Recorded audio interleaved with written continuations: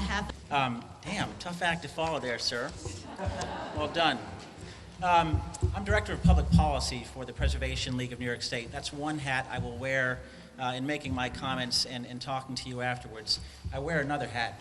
I'm a town board member in Albany County in the town of New Scotland, and we are, my community is facing 5 separate transmission line proposals currently underway. 2 are AC lines that would come through the town, much as like is proposed here.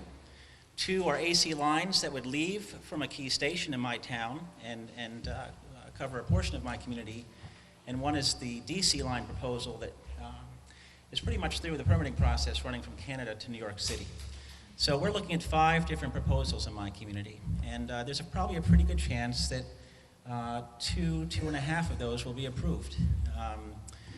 So I want to talk a little bit about the project from what I've learned as a town board member further up the line, so to speak. Yes, ma'am.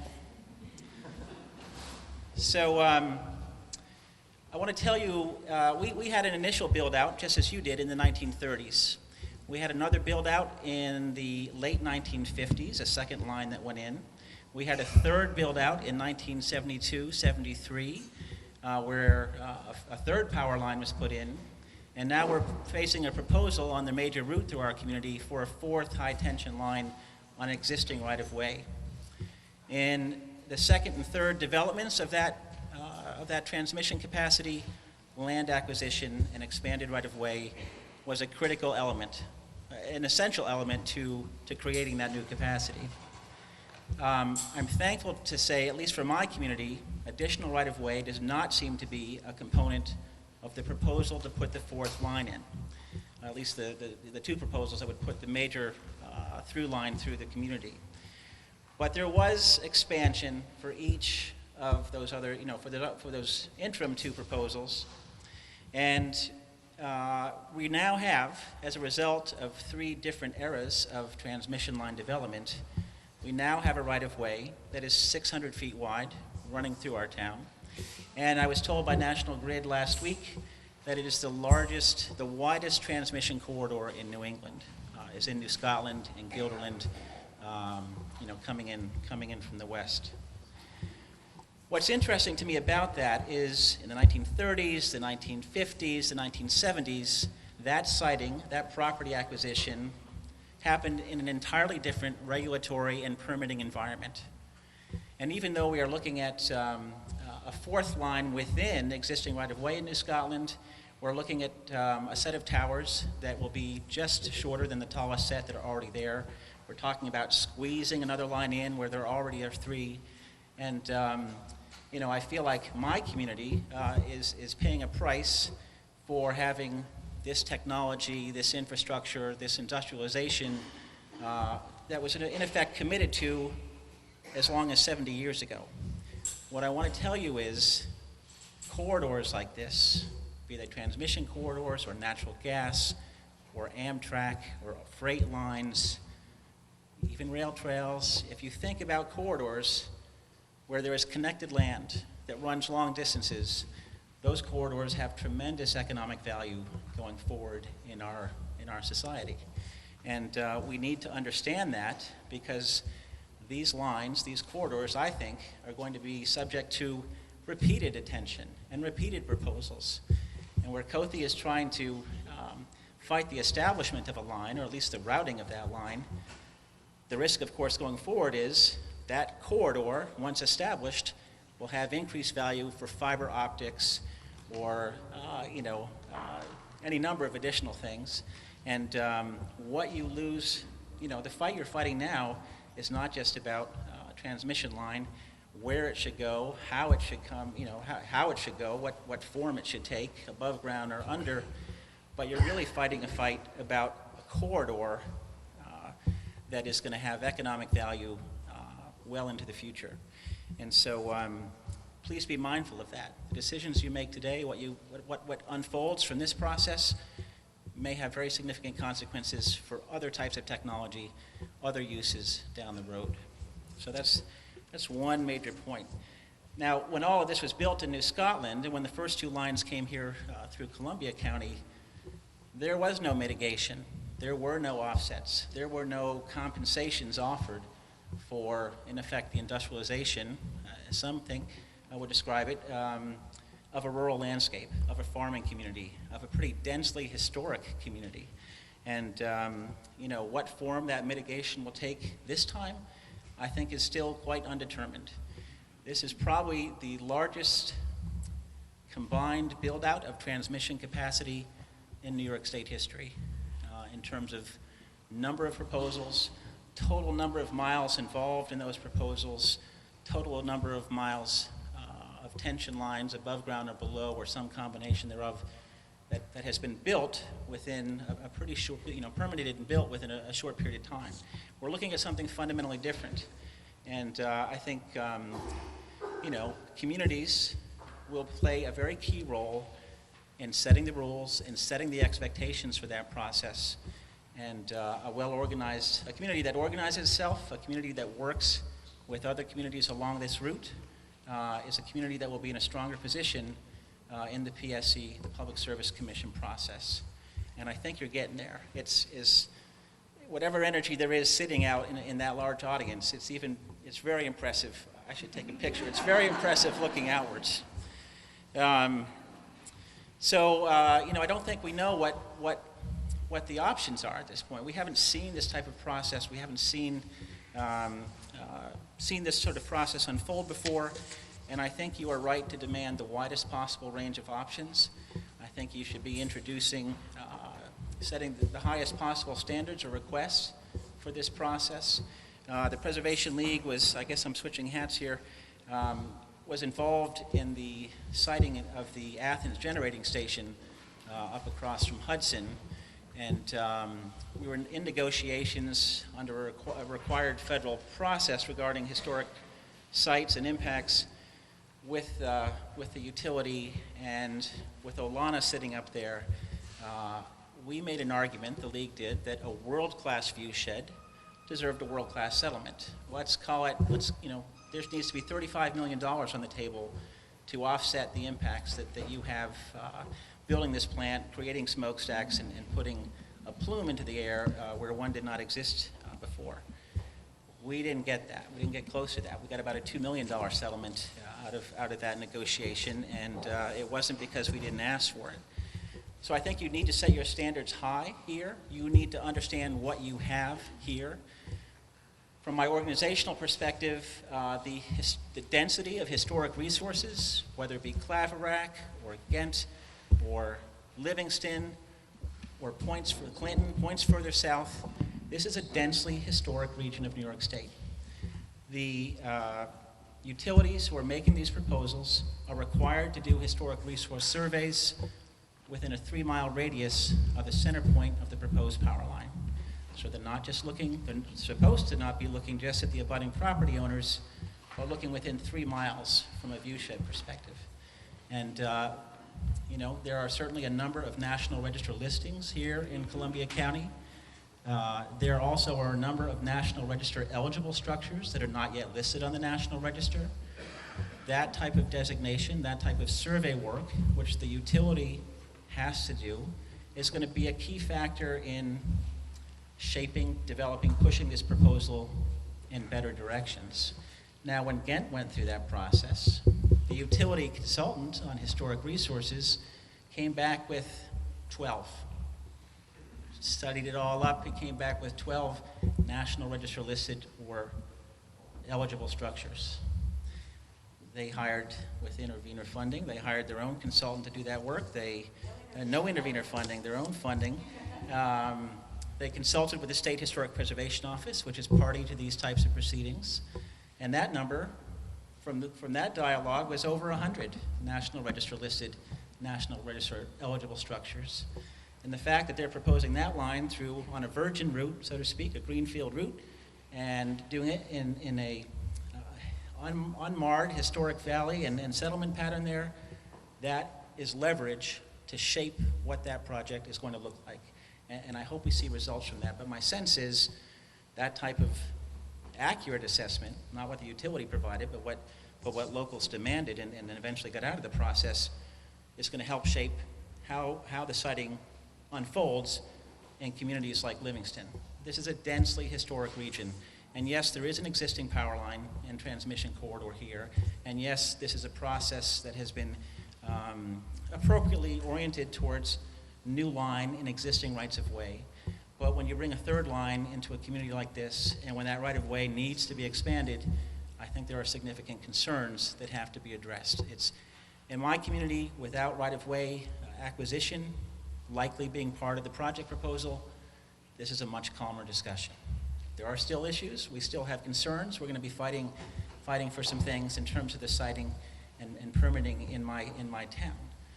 But it's a fundamentally different issue, as you have described, sir, when it comes to property acquisition and the possibility of eminent domain. So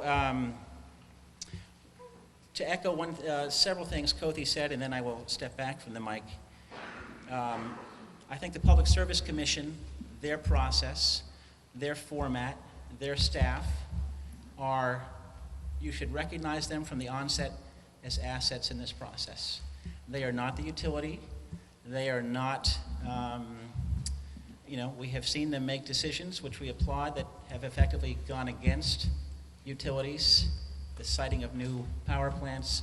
The League was involved in a very contentious wind energy siting project out on Route 20 in the central part of the state, and we turned that project aside because the PSC understood what was at risk in terms of industrializing a very significantly historic landscape and set of buildings out there, and putting 21st century technology next to a landscape that needed protection, and the context predated that sort of industrialization.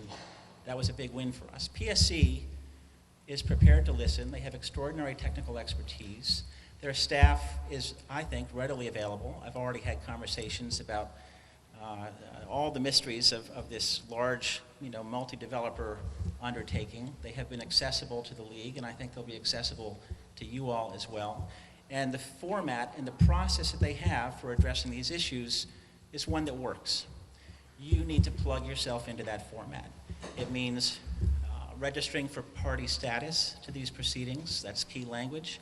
It means registering for intervener status and intervener funding, so that utilities have already deposited checks with New York State for you all to be available for you all to hire expertise to help shape these proposals. And so the historic resource consultants that you need, the engineers you need for alternative technologies, what exactly is the technology and cost for burying a line? That expertise is available, and the intervener funding will pay for it. There are some deadlines just ahead for intervener funding requests, and there's a deadline just ahead for party status. There have been requests already made to extend those deadlines.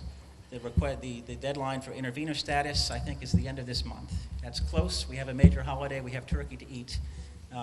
And so the request to extend that holiday, or extend that intervener status deadline, has already been made. Scenic Hudson has made it. The League will shortly be following suit. And I'm going to pass out some cards later that will allow you to directly contact PSC and do the same. The request for party status, you could request it as an individual, perhaps more likely to receive it if you're an abutting property owner to the project, or an involved property owner in the project. But it would be best of all if your local municipality requested that status. It's local government entities that perhaps more often than not are granted that party status as participants. So.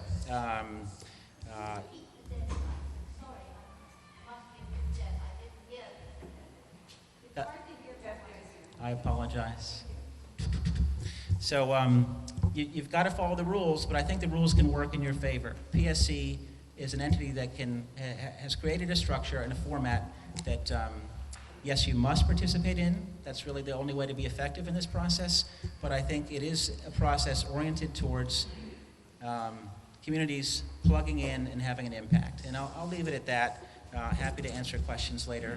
But well done, Livingston. This is an impressive place to stand and see so many of you here on this occasion, so thank you.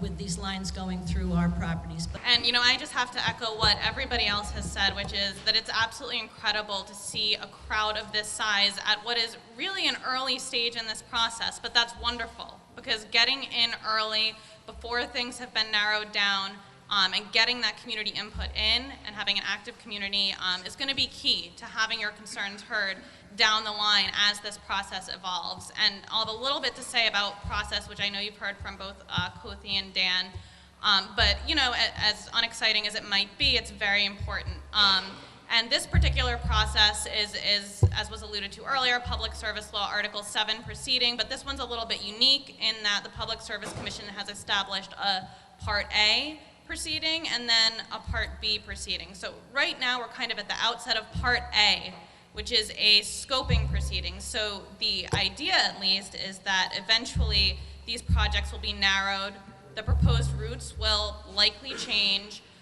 probably at least a couple of these proposals will drop off altogether, and then about a year from now, I think it's anticipated a little under a year from now, you'll have the Part B process initiate, which will be the very detailed, and we all know for these types of things, the devil is in the details, the very detailed routing, consideration of alternatives, and stakeholder input and possible mitigation will come. Dan alluded to a few deadlines, and we did indeed request an extension of the comment period for scoping. These applications are absolutely enormous. It was a pretty short deadline, and so we're hopeful that the Commission will grant what we felt was a reasonable request to extend that deadline. I'll say that I've spoken to the administrative law judge in regards to the deadline for intervenor funding, and intervenor funding is your friend. It's a wonderful asset. We used it in a public service Article 7 proceeding a couple of years ago, and it's one of the very few areas where you actually have the opportunity to use money that's been deposited by the applicant companies and use it to have independent studies done that can look at, hey, is it feasible to put these things underground? Is it more expensive? How much more expensive over the short term, over the long term? What are the impacts to historic properties? What are the impacts to wetlands? What if you put it over here as opposed to over here? And these are questions that most of us as lay people here cannot answer, but you can hire consultants to do that. That deadline is November 29th to apply for intervenor funding, but I've been assured by the administrative law judge that until the funds are exhausted, and there are quite a substantial amount of funding, that there'll be continuous deadlines. They're simply required by statute to have these kind of short due dates, so to speak, but they'll be on a continuous and rolling basis. This will not be the end-all, be-all for intervenor funding. And to that extent, I encourage the community groups to get together and apply for funding, but also encourage you, just a little bit of a lesson learned from our own consultant that we hired with intervenor funding in the Champlain-Hudson Power Express case. We actually wish that we hadn't jumped on the gun so quick and so early in the process in hiring our consultants, because as things got narrowed down and as we learned more, I'm sure most of you like me have only scratched the surface of these voluminous proposals. If you jump the gun and try to put everything in the basket, you might end up with a less robust study focused on different things than had you waited a little bit longer till you had a little bit of a firmer grasp of the issues and really narrowed down what the concerns were and who the right person to address those is. And I'll just say that for Scenic Hudson, we do have party status in all 4 of the cases pertaining to the immediate area.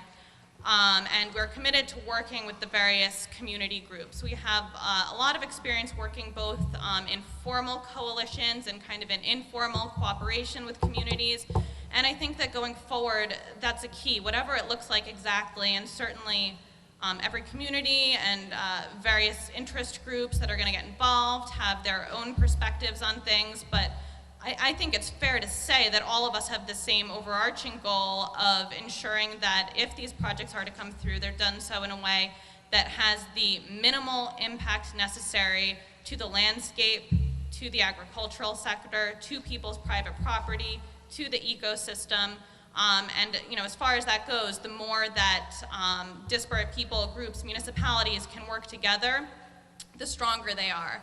And the Article 7 process is, as some of my colleagues have alluded to, really set up to enable public participation. We have experience where we felt that we made very significant improvements to a route through our participation. It was like a 2-year process. It was very intensive and time-consuming, and it's not easy. But by participating at that level, you can affect real change. We got substantial mitigation funding in that case. If you aim high and you really put your nose to the grindstone and participate at that level, then you can really find that your input does find a voice here. And I'm hopeful that that's what will happen in these proceedings. And clearly Sina Cutson is coming from a different perspective than, for example, a local landowner. We have different impacts what we might be concerned about. Certainly a landowner who's directly affected has a very acute and direct impact to them, whereas our view is more regional. But I think it's important to have both of those at the table and working together. I'll probably just leave it at that and leave it for questions later, because I know we're probably running a little bit late and people have a lot of questions. So I'll leave it to the next speaker. There are 129 landowners who have property. So I too am a farmer that's infected and affected by this. The request for proposal, the RFP that's come down, has stipulated that they want bids on overhead wires. My wife and I have double 100-foot towers right now going through our farm, laden with wires. The construction, the wires, the towers are 68 years old. And the new proposal, which is listed as a New York State upgrade to the Energy Highway, is for additional towers to be placed adjacent to the existing 68-year-old towers, in some cases taller towers, taking, we've heard estimates anywhere between 100 to 165 feet of, in our case, land, but in other cases, homes. How's that an upgrade? The whisper coming out of Albany right now is that this project is supposed to be done fast and cheap. I'm not sure that fast and cheap is ever a good idea. Overhead wires are archaic technology. There's a lot of precedent right now everywhere where underground wires are being put in successfully. There's a community in Southern California right now who had a project quite similar to this, and they battled it, they rallied the community, they had meetings like this, and not only did they defeat it, but interestingly enough, they defeated it after the first towers had already started to be erected. And as we speak today, those wires are being put underground. It's being done, it's just been done in Norwalk, Connecticut. There's projects right now under study in Vermont and in Maine and much of Europe, including third world countries like Bosnia. The technology is there, the precedent is there. How can a forward-thinking state like New York embrace such outdated and frankly ugly technology? We've had the storm of the century probably every couple of years for the last decade or so. We've had Katrina, we've had Irene, we've had Sandy. Last week we had, after the tornado season in the Midwest, 50 tornadoes touched down in one day, destroying a huge swath through Ohio. And 2 weeks ago, we had the largest storm on recorded history hit the Philippines. Now, let me see a show of hands. How many people in this room think that's it?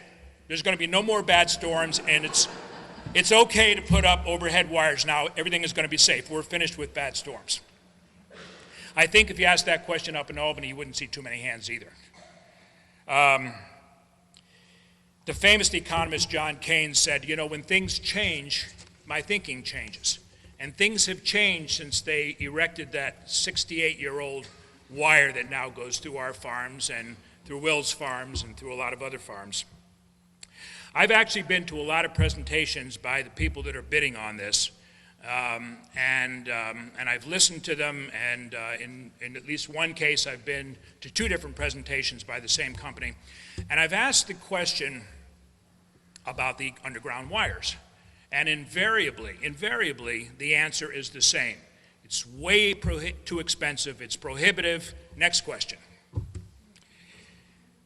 You know, I'm not an electrical engineer, I'm not an engineer at all, and I don't know if it's more expensive, and I think expense is something you really have to look at. If you look at mile for mile, yard for yard, foot for foot of what a foot of wire costs, maybe it is more expensive.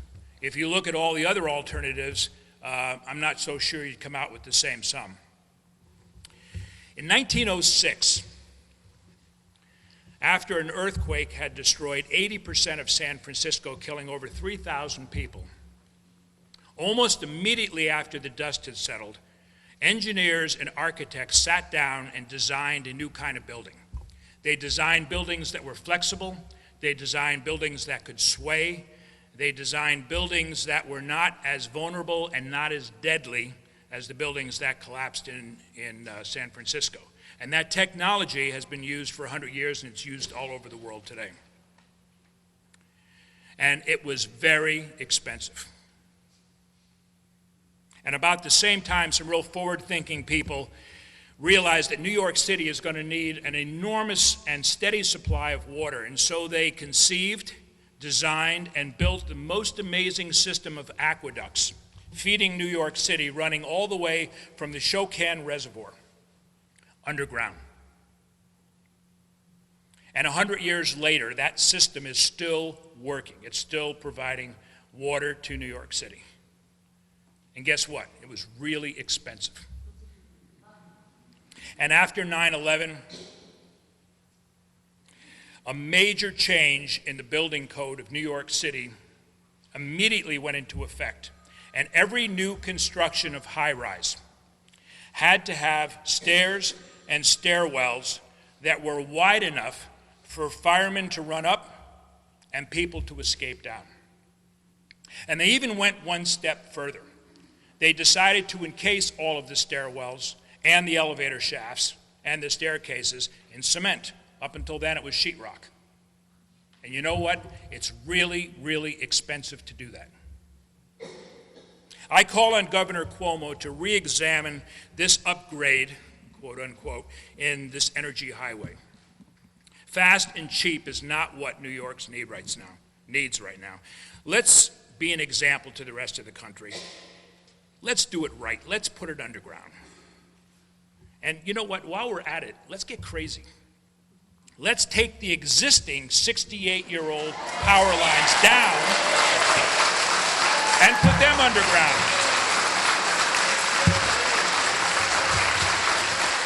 Thank you. I would like to introduce Jim Den from the Governor's Office, Public Service.